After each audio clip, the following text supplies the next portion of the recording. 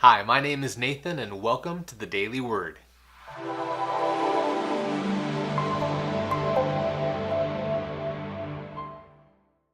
On today's episode of the Daily Word, we'll be in Habakkuk chapter 3, verse 19.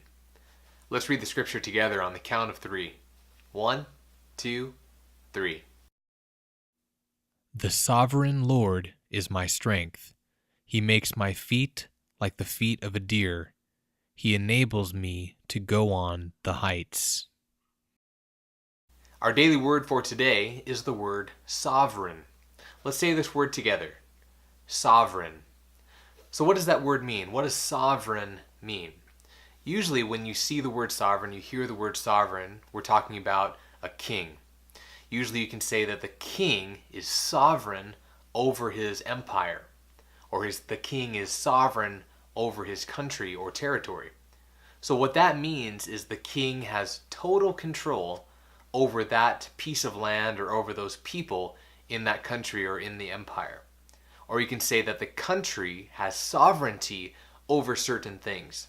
That means that certain things in that country belong to that country. So when you hear the word sovereign, you're thinking of total control. You know, when a king has sovereignty over his people or over an empire, it means that he is at the top. It means that his decisions are the decisions that change the lives of those underneath him.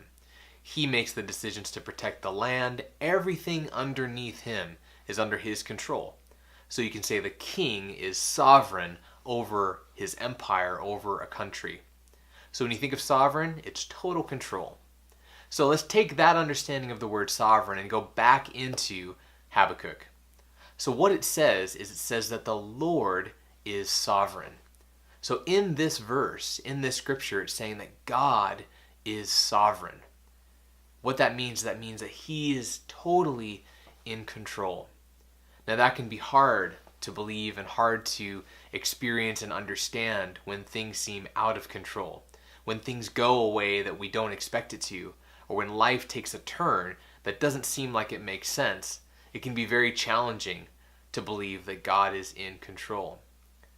But what you do is when you look back into the scriptures and you look at what God has done, when you look into the gospel and seeing what Jesus brings and who Jesus is and who he was during his ministry, you see that he had total control over everything. And it goes deeper than just seeing that and believing it. It has to be brought out in your own life. I know that in my life there have been certain seasons or certain periods where it didn't make a lot of sense why things were happening the way they were happening. It seemed like things were out of sorts. It seemed like things were random. It seems like there were challenges that were unexpected and that I was being made to make turns that I didn't want to make. But over time, with perspective, as you can look back on that season or that period in your life, you can see that God was working things out, that God was in control. And that shouldn't just happen one time. You shouldn't just be left with a testimony where you had one experience where it seemed like it makes sense. That might have just been coincidence in your mind, lucky. It has to happen over and over. And the promise in Jesus is that if we put his will above our own, if we say that God is sovereign over everything, so that includes your job, he's in control of that job. It includes your family, your parents, your children. He is in control. They're his. Your desires, your life, your hopes, your dreams, they're his. He is in control. But if we trust him, if we know who he is, and we see that he is so much more than trustworthy, if we give all of those things to him, what you will find, and that is a guarantee, that's a promise in Jesus, is that you will see that he is working things out.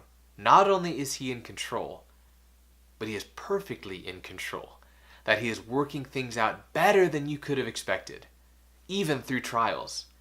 We wouldn't ask for suffering, we wouldn't ask for trials, but what happens is that when the promises of heaven in Jesus interact with a fallen world, we see that God can use suffering, he can use a challenge to bring about a glorious fruit and fruitfulness declaring his sovereignty, showing that he was in control the entire time.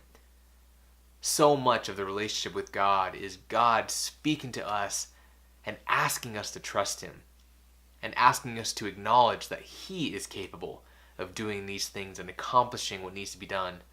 We are not. What we can do is we can look to our God who is sovereign and say, Lord, thy will be done.